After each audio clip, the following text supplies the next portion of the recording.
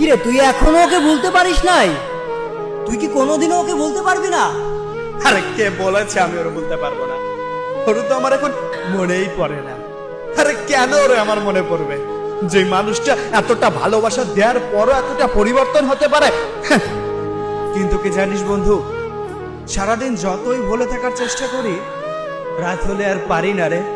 ভালোই তো ছিল মিথ্যা অভিনয় আর প্রতারণা, আমাকে সব সময় হাসি খুশিতে মাতিয়ে রাখতো।